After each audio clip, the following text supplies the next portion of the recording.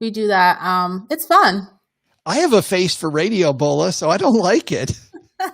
I always get much more intimidated by the fact that we just went live than I do about talking to you or talking about taxes like we're going to today. I don't know, man. Something about the live video button freaks me out. Yeah, I'm fine with it. I think the biggest thing for me is just making sure that I have my lipstick on. Me too. You can tell. It's very light today. It's a neutral.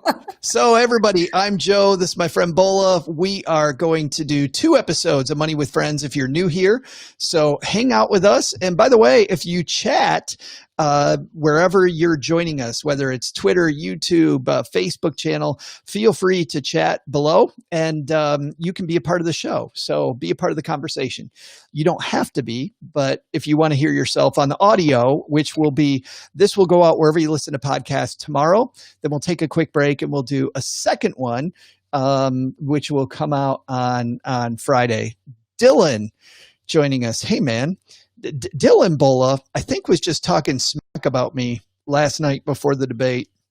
He remember that guy 4 years ago who wore the really bright red sweater and all people could talk about was his sweater and how he was like living in his parents' basement. I think his name was Ken. And for like 4 days he was Ken on, and Dylan said that I was Ken. So I'm wearing my red shirt today, Dylan, just for you, pal.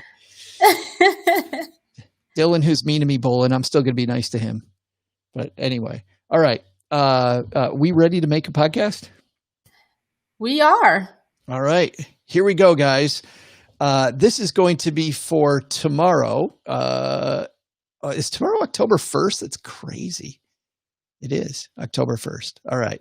I've got 67 tabs open. Let me get this. All right. Here we go. 3, 2, 1. What will you learn on today's show? We're all about tax planning 101, the president in the news because of his taxes. We aren't going to go deep into politics, but we will be talking tax basics with the author of Clever Girl Finance and host of the Clever Girl Knows podcast. Bola Sokunbi joins us today. Let's get into it on today, October 1st edition of Money with Friends. Welcome back to the Money with Friends podcast, coming to you live from my mom's half-finished basement in Palm Springs, California, where we make the Stacky Benjamin Show. I'm Joe Saul-Sehy. And I am Bola Sokunbi, coming to you from New Jersey in my half-unpacked house because I just moved. This is the best corner right now, just for you guys. I like how you set up the backdrop, by the way. People are getting the audio or missing the incredible backdrop that Bola set up just for us. This is the podcast where we cover recent stories ripped from the financial press. Today, we're going to cover one from money.com. Not only do we read a piece of them like some podcasts, but we dive into how they affect your wallet and what you can do to invest, save, and pay down debt more effectively. And if that's not enough, Bola and I are going to share a big idea at the end of today's show you can take with you to be better with money the rest of your day. And we'll try to do this in less than 20 minutes. But Bola Sokunbi joins us on today's show. I'm so glad when you said yes, you would join us for the next 4 months. 2 things I thought of. Number 1, I was eternally grateful. And number 2, you have no idea what the hell you got yourself into, do you? I'm actually like asking myself that internally. Oh my God, what did I get myself into? She's like, can I back out now, please? Can I cancel? Yeah, close the app. Yes. So is that a stairway behind you and you just get on the stairs? It's my stairway to heaven. It is. That's fantastic. Well, tell everybody about Clever Girl Finance. You and I talked on Stacking Benjamins about your story. I, by the way, we don't have time to go into Bola's whole background and story, but for people that don't know Bola's story, go find it because your story is so interesting. But also, you and I have twins. Yes. So we're both parents. I've already pulled my hair out. You've got quite a ways to go. I'm starting to. You can.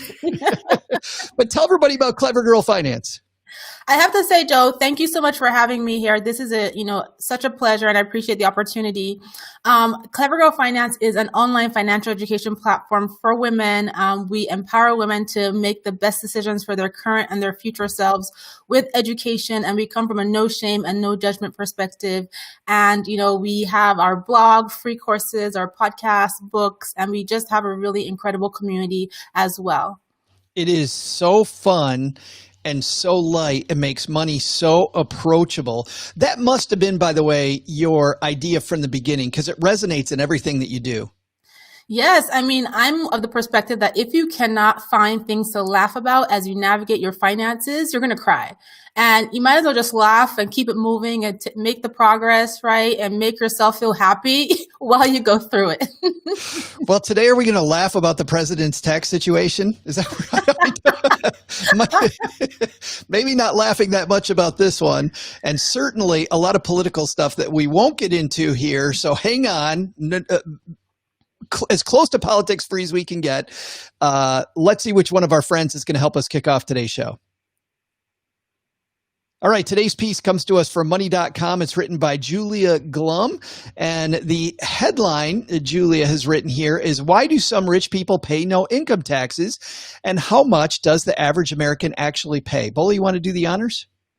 Yes, I'm going to read the explosive New York Times report that President Donald Trump didn't pay income taxes in 10 of the 15 years before winning the election has left Americans scratching their heads. How could a self-proclaimed billionaire with such a wide-ranging empire pay only $750 in taxes his first year in the White House? How did he write off $70,000 for his hair?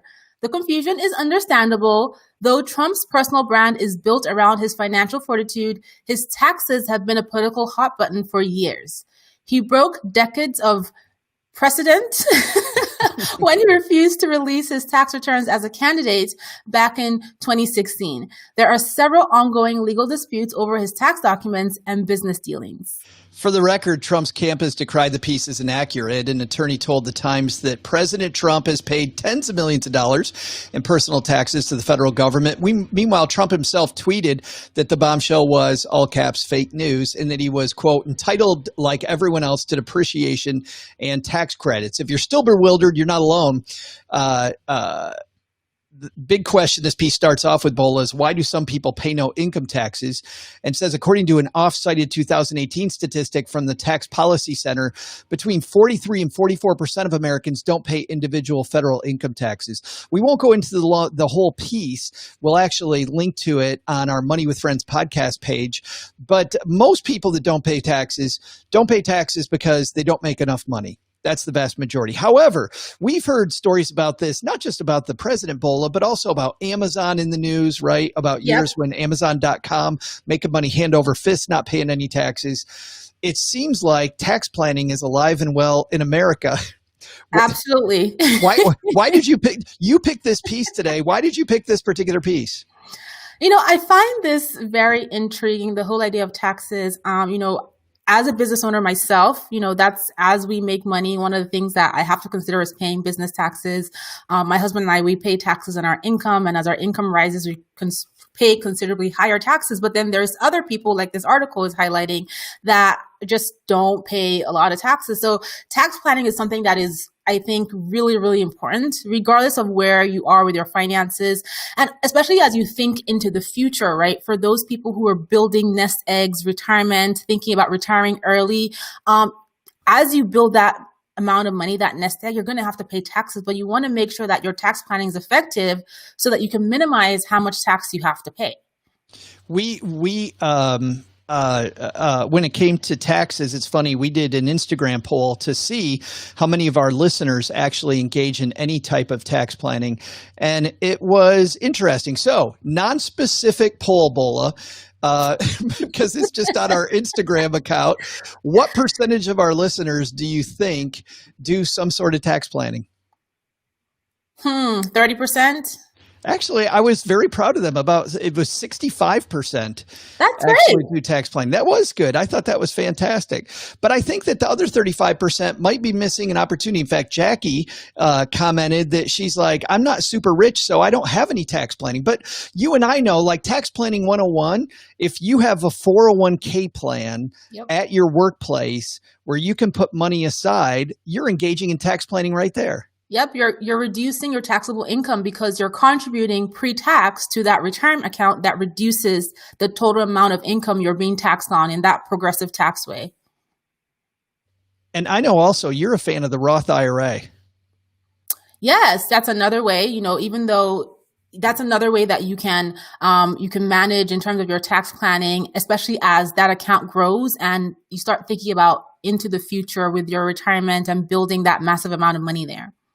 Claudia is joining us live on Facebook. By the way, if you want to join us, you can join us on Facebook, join us on YouTube, youtube.com/money with friends. Claudia says, we all want to know how to pay only $750 in taxes. Tell me too. We have 2 W-2 jobs and a side hustle and pay 25%. I don't know, Claudia, if Bola and I can answer how you pay $750 in taxes. But I will say this, though, Bola, W-2 income, and this is a key from books, a controversial book, Rich Dad, Poor Dad, but it really talks about this. The least effective way to make money is W-2 income money because money's automatically withheld. Having a job, like the quicker that you can get assets in place and have your investments out there, your investments making money for you far more tax efficiently than you and I can make money when we first make it. Absolutely. That is so important for people to think about. And, Claudia sounds like she has a side hustle. So she's a business owner. And so, what opportunities exist within your business to minimize your tax burden, right? Or to invest more to grow your money, right? And then instead of paying income tax, pay capital gains tax. So those are things that you definitely want to think about. I keep muting myself because, of course, the one time we record this and we record this live, they're mowing right outside the mom's basement here. The one time they never mow here. Palm Springs, grass doesn't grow very fast. It's 108 degrees today. They decide, Bola, they're going to mow right now. But so if there's a little pause, that's me remembering that I'm on remote. Let's talk about that for a second. Real estate as an investment, lots of tax advantages, especially if you own individual houses because you're putting money into that house. There's lots of expenses associated with getting the house ready to rent, upkeep, management, those sorts of things, visiting the property, lots of stuff. But small business in general, and this is part of where I think Donald Trump wrote off a lot of his stuff was around his business. You and I have businesses. I don't know about you, Bola, but when I first had my business, I was a complete moron about the stuff that I could be writing off as business expenses that are purely legal, completely legal, that really surprised me.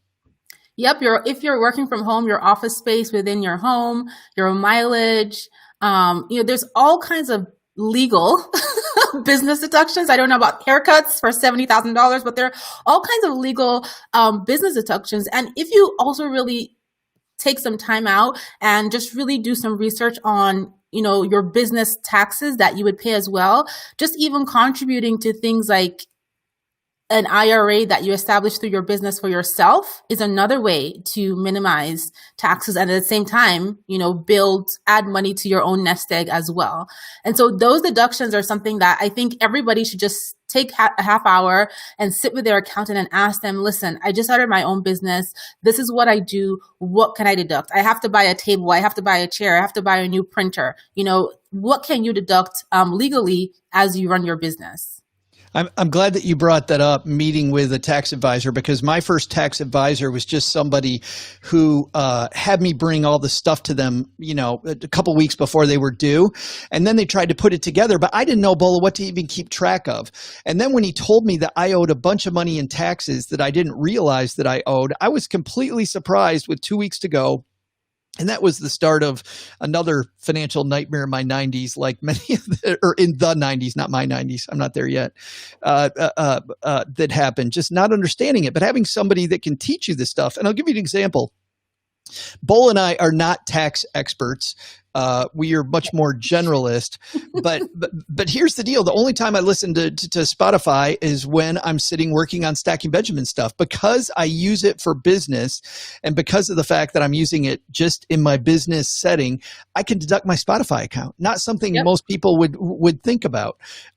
Deducting, obviously I can deduct this microphone, but also we talk about our movies, all the movies that I see, we talk about on the Stacking Benjamin show. We use it as fodder. Cheryl and I usually go together, my spouse. We can't deduct her ticket. She's going for fun. We can deduct my ticket because I'm going as a business expense. We can't deduct the $85 popcorn that we might get from time to time. $85. You know, you go to the dollar movie theater to save money, and then they get you on the popcorn and, you know, the $96 Coke that goes with it. You can't deduct those, but I can deduct the ticket. So there are some things like that you can do. Now, what's funny is Cody hanging out with us says, I don't have enough hair to deduct $70,000. Cody, that's two of us too. But you and I were talking about this, Bola, before we went live. Your tax advisor, I think, said the same thing mine did. Mine said specifically, when I asked her, and I was on TV doing lots of TV appearances, so I had this high-priced person cutting my hair. Not that I had a lot of hair. I was just told by PR people it couldn't look bad. So if one of my little four hairs was out of place, it was going to be horrible. So I paid way too much money for my hair. But I was told specifically I couldn't write it off. I think you were told the same thing. Yeah, mine told me hair and makeup is a no-go. Don't do it. Don't try it. Yeah, there's certain things that you can't write off. So I think it's important for anyone who is like a business owner and in that space, like, okay, I want to write off taxes. Before you start getting all excited about writing off different things, ask your accountant. And if you're unsure about an expense, ask them as they're filing your taxes, if you have a monthly or quarterly meeting, ask them those questions so that you can adjust accordingly and you know what you can file as a deduction and you know what you can't.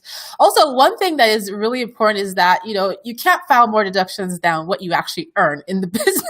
I've seen that happen. I'm like, how did you deduct $100,000 if you only made 50? That is called an IRS audit as soon as possible.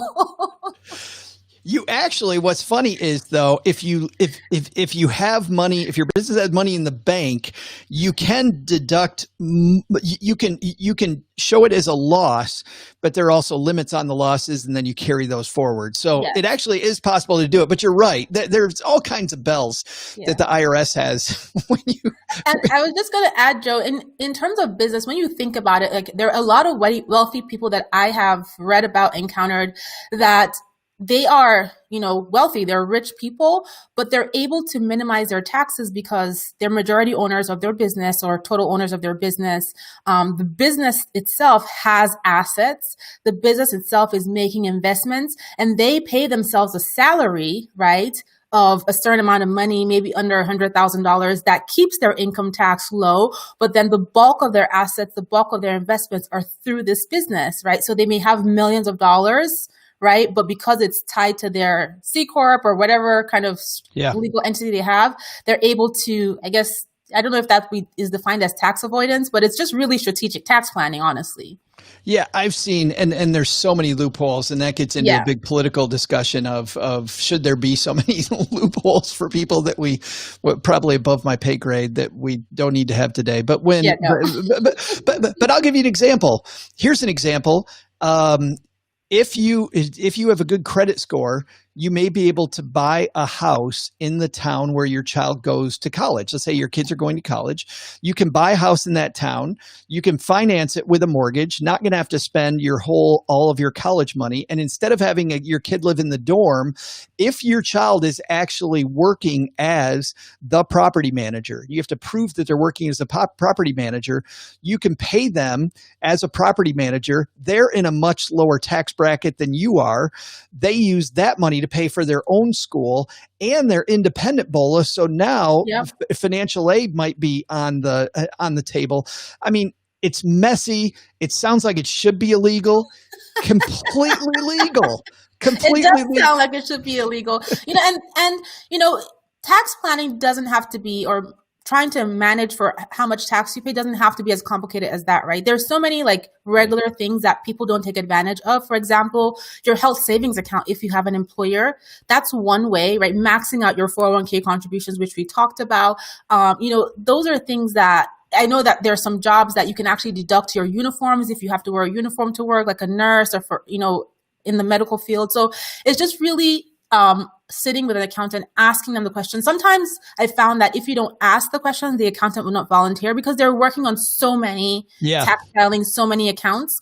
And sometimes, right, if you're a business owner, you want to work with a business tax accountant so they can guide you through specific business deductions that just a generalist may overlook for your unique situation.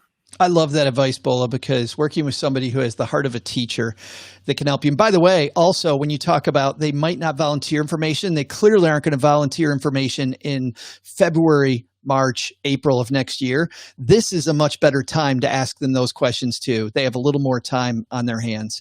Claudia, let's cover one more thing here that somebody brought up. Claudia says, I own a business and try to run as many expenses as I can through the business. We max out 401ks at our W-2 job. So I don't know if I can invest in a solo 401k as well. Do you know? The answer to that, Claudia, is maybe. And actually, even better than that, probably. There's a maximum amount that you can put into retirement plans every year between all your different accounts. So if you have a 401k available at your main job and you have this side income, you can set up a retirement plan through that income too. There is a cap that you can put away in total between all your jobs, but certainly if you have income from this other job, you can set up a retirement plan with that job. I think, so you want to definitely make sure you qualify for those. I personally, in our company, we have a SEP IRA set up, and there's a number of different business ones. But the one thing to keep in mind is that if you own a business, right, that is the one of the few opportunities where you can actually have, and you're working full time, you can actually have your traditional 401k, traditional IRA, and you can have a business 401k or business IRA that contributes to your plan as an employee of your business. So you're able to contribute to retirement in two different ways. But obviously you want to check with your accountant to make sure you can set up that structure for yourself. But if you're able to take advantage of that opportunity and you qualify, absolutely do it. Boy, that's great advice. Our friend Cody says, thanks for the tip, Joe. Going back to my obscure college advice, Bola says, if I get audited, I'll point the IRS to this episode. Listen, where's my Bola's like, gotta go. Not here. It's not my real name. Bola's sure she doesn't want to be affiliated with this show anymore. She's done. All right. In just a second, Bola's going to have the best takeaway that we've ever had on this show for our discussion about taxes. But while she's thinking about that, I would like to say big thanks to Indeed.com for supporting Money with Friends. Indeed knows it's a cautious time for businesses across America. Uncertainty flavors every decision. Every financial commitment is vetted. And now your next important hire is more crucial than ever. Indeed's here to help. You also have, and we're going to talk about this tomorrow on the show, you have a lot of excellent people now who are looking for jobs. And the bad news is there's going to be probably even more people looking for jobs. So your perfect hire might be waiting for you right now, and you'll find them at Indeed.com, which is the #1 job site in the world because Indeed gets you the best people fast. Unlike other sites, Indeed gives you full control and payment flexibility over your hiring. You only pay for what you need. You can pause your account at any time, and there are no long-term contracts. Plus, Indeed provides powerful tools to make your search that much faster. Like sponsored jobs, which are shown to be 3.5 times more likely to result in a hire. And with 73% of online job seekers visiting Indeed every month, Indeed's going to get you the important hire you need, just like they have for over 3 million businesses. Right now, Indeed is offering our Money with Friends fans a free $75 credit to boost your job post, which means more qualified candidates are going to see it fast. Try Indeed out with a free $75 credit at Indeed.com/MWF. Best of offer available anywhere. Go right now to Indeed.com/MWF. Terms and conditions apply. Offer valid until, this piece says September 30th. It airs October 1st. Indeed knows that. So I'd get there fast because I think it's going to be longer than September 30th. Just reading what they gave me. Bola, let's get away from that. What's our big takeaway today? So, tax planning, tax strategies, tax deductions are not just for the wealthy. We're going to hear about it in the news all the time. We're going to read articles like this about wealthy people making incredible deductions. I would recommend that you bring it back to your unique personal situation and think about what opportunities you have to maximize your tax deductions, to plan your taxes for right now and also into the future as an individual, as a parent, as a business owner, and have a conversation with your accountant or spend a couple hours doing your research to understand what you can start to work on as it relates to your tax planning and adjusting or minimizing your tax obligation and just taking advantage of all the legal avenues available to you to save money on taxes. Yeah, I love that advice, especially since I know there's a bunch of people. My takeaway was this, Bola. There's a bunch of people listening to us or hanging out with us while we make this live going, you know what? I'd love to have this problem, this rich person problem. And I love your point that this is not just a rich person thing. And every step of the way, whether you're just starting out or you're somebody who's managing a large portfolio, thinking about the tax strategy is something we rarely do. The average person doesn't think about. So I was very proud of our Instagram poll and the fact that people actually pay attention to this in our community, which is awesome. But it's not a problem for the rich. It's a problem for all of us. And when we see the president pay no taxes, you start thinking, maybe there's an opportunity there. Maybe I don't need to deduct my haircuts, but maybe there's an opportunity, Bola. I mean, for every expense that you pay, you want to pay attention, and taxes is a big expense that we're all paying. All right. That's going to do it for today. But before we leave, so I know I'm not the target audience, but I've been listening to this crazy podcast that you have on my morning runs, and you have so much fun. Tell everybody about the show. Yeah, so I have a podcast called Clever Girls Know. It is a podcast for women. However, we do have a bunch of acquaintances, friends, boyfriends, husbands, brothers, colleagues of our female audience that listens to the podcast, like you, Joe. So we talk about life, money, business, and investing, all these different money topics. And I'd love for you guys to check it out everywhere you listen to your podcast episodes. It's called the Clever Girls Know Podcast. It's a great show, but I do think you should rename it Clever Girls and Joe Know. Like it rhymes. Clever Girls and Joe Know. It's perfect. No, okay. All right. I tried. All right. Well, we're going to have Bola back tomorrow so I can do some more convincing. We're going to talk about some more sad news. Disney laying off a bunch of people tomorrow. We'll see you then at Money with Friends. Bye-bye. Okay, that was really fun. I ran 5 minutes long because we were having so much fun. Guys, thanks. Too much. No, it was good. There's so much to bring up with this topic. It's fantastic. There's so much, and everybody had good stuff. Dylan, this is a great thing. Be skeptical of an accountant who pushes more deductions than you should qualify for. The thing is, the accountant signs their name to the tax return. And that's what I was thinking about, Bola. I actually asked my spouse, Cheryl, yesterday. I said, the accountant signs their name to a tax return. I wonder how, with all this news coming out about the president's taxes, how the tax attorney feels right now.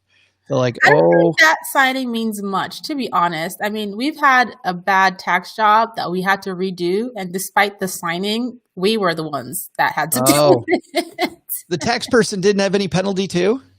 I mean, compared to mine, no. Yeah. Who cares about their measly penalty? What about mine? Yeah. Agreed. Yeah.